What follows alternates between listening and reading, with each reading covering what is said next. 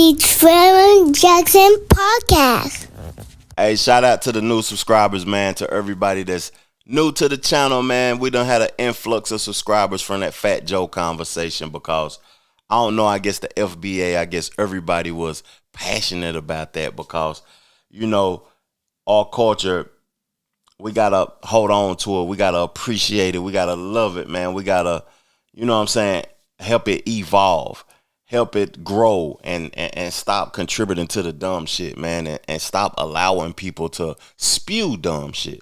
But the conversation has went past Fat Joe now, and it came to a point to where we want to know who really was on the block, who really was contributing to creating this thing.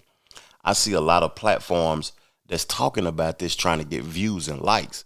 You know what I'm saying? They ain't really trying to figure out. They ain't really trying to dive deep and see who created it. You know, people saying that certain rappers created hip hop. Hip hop was created in the South in the 70s and 60s and 50s and 40s.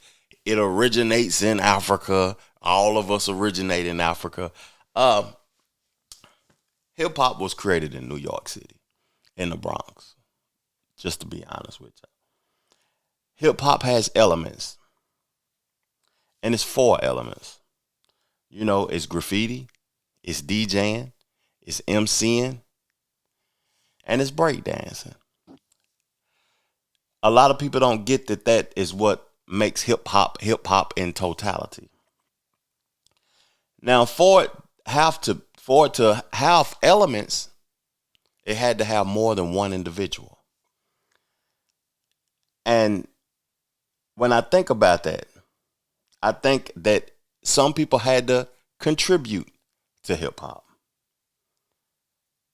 But the people who contributed to hip hop and made it popular are not the creators of it. We need people like Lovebug Starsky to speak up. We need individuals like Keith Cowboy to speak up. The people that was actually there that's still alive. Real talk. Because there's a lot of people that's still alive, that's still kicking, that could come together and stop allowing Busta Rhymes and Fat Joe to talk the way that they talking. Real talk. But on this episode, I want to include Dr. Umar in the conversation because he had something to say that I don't know how I feel about this right now, and I need y'all help in the comment section. Let's get to it, though. Peace and Pan-Africanism. This is your big brother, Dr. Umar Ifatunde Oguntade, coming to you live and direct from the city of brotherly love. I've been getting all kind of messages, inboxes, emails about the FBA ADOS versus Fat Joe situation. And today is the first day of Kwanzaa. Happy Kwanzaa to all my American Africans and Africans throughout the world. The first principle of Kwanzaa is umoja, unity. Umoja, unity. In the interest of unity, I am proposing that there be a public seminar, conference, and hearing on who exactly created hip hop. From my understanding, hip hop is exclusively an American African creation, although there has been Latino African contribution. From my understanding, hip hop is an American African creation with Latino African contribution. I could be wrong on that. In fairness to the Latino African family, in fairness to the American African family, there needs to be a public discussion, a town hall meeting on this issue, because I don't want this to turn left. I don't want it to turn right. And I don't want the white American power structure to manipulate American Africans against Latino Africans. So what needs to happen?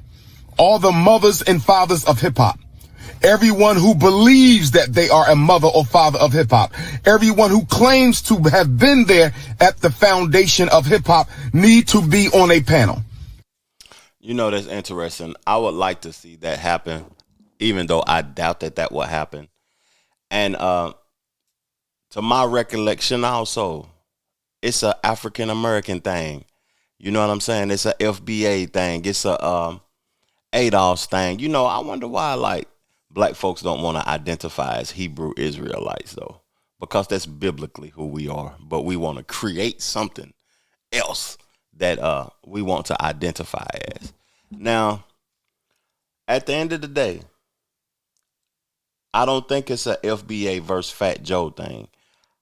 No disrespect to Fat Joe, man, but he lies a lot. He lies a lot.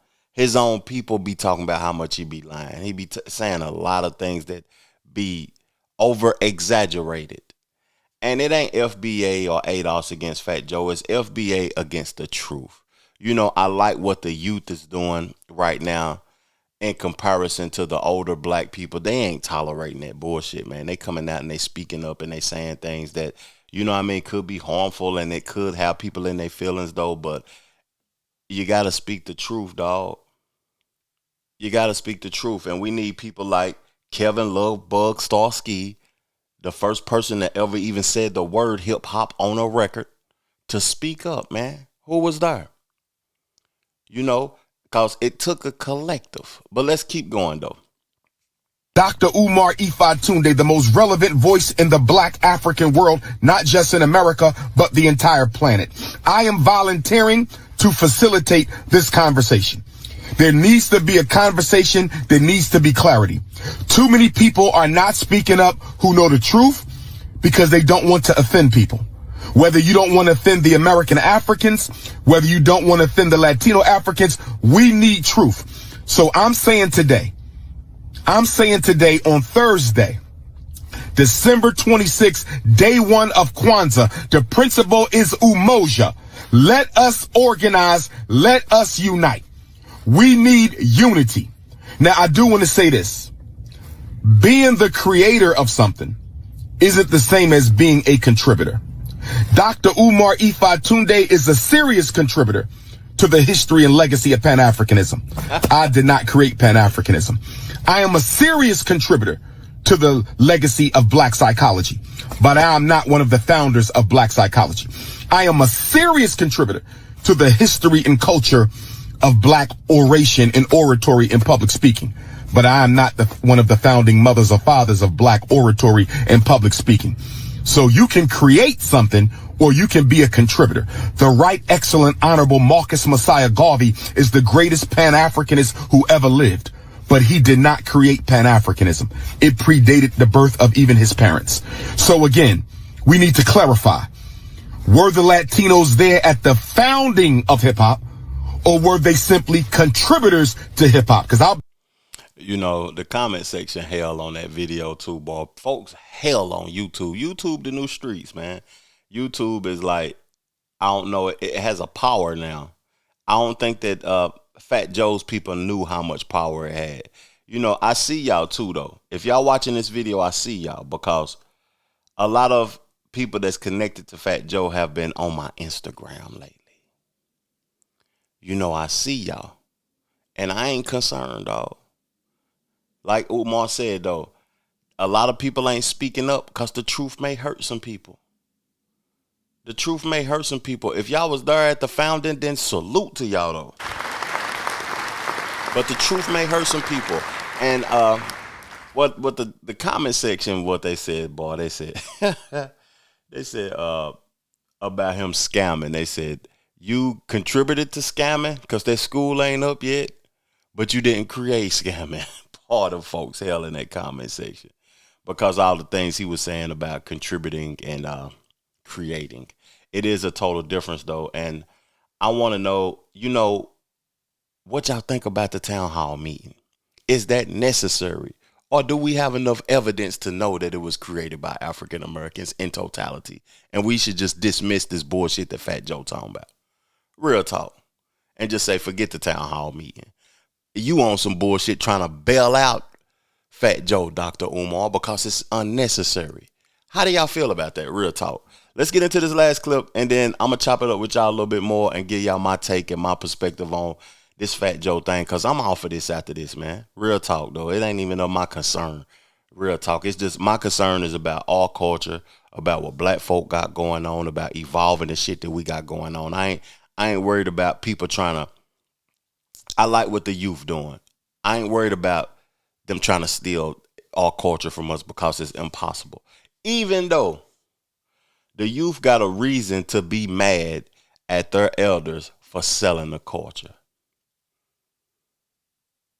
Because we don't own the culture. They got the right to be mad at their elders for selling the culture down the road for a quick buck. You know, we still created it, but we don't own it. Let's get into this last clip. A lot of Latino Africans, they got some break your back beats. I ain't gonna hold you. They definitely got some of the best beats of all time. I ain't gonna even hold you. Them Latinos. What beats got to do with it? They got them beats. Okay, so they've made their contribution. That's undisputable, the Latino African contribution to hip hop. The question is, were any of the founding fathers of the art form Latino? That is the question. Let's have a town hall meeting, seminar, conference in New York City. Dr. Umar will facilitate, because I ain't got no eggs or any bones on either side of the argument. I want truth. I'm an African. My culture is African.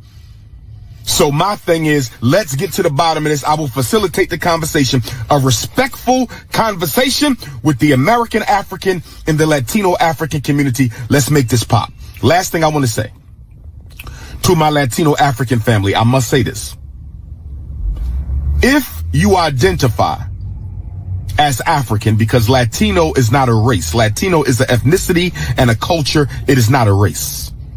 If you identify with the African race, you're automatically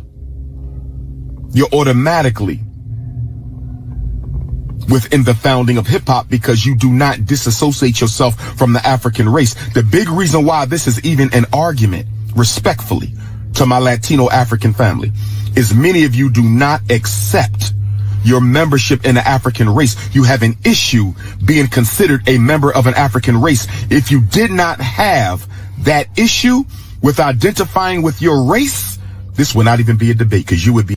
Now that's interesting to me, that last clip, because identifying with your race.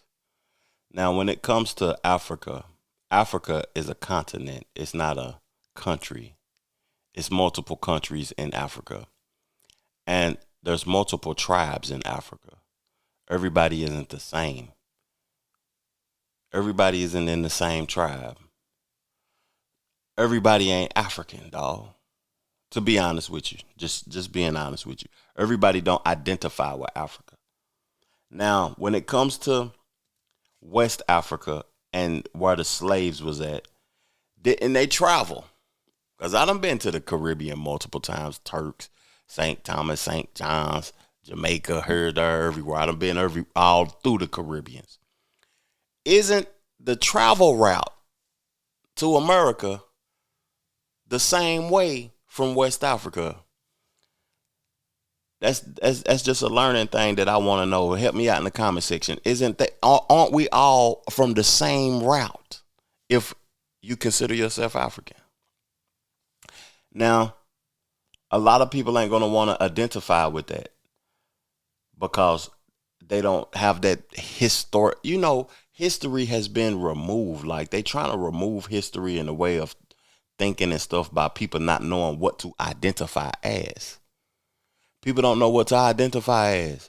So you can easily remove history when you consider yourself black, when you consider yourself Puerto Rican, when you consider yourself Dominican, when you consider yourself white, even white people, because you don't know what to identify as. You don't know where you originally from. So that creates division and erases history. And then we have this problem that we having with hip hop now, not knowing who created it, because we don't even know who or what to identify as to know who the creators is. Thank y'all for tuning in, man. Me and my boy Rob will be back on soon to have a more of a in-depth discussion about this. I appreciate y'all tuning in and subscribing to my channel. Peace, love, plenty of abundance. Make sure you go get you some money, and I'm gone. Chill.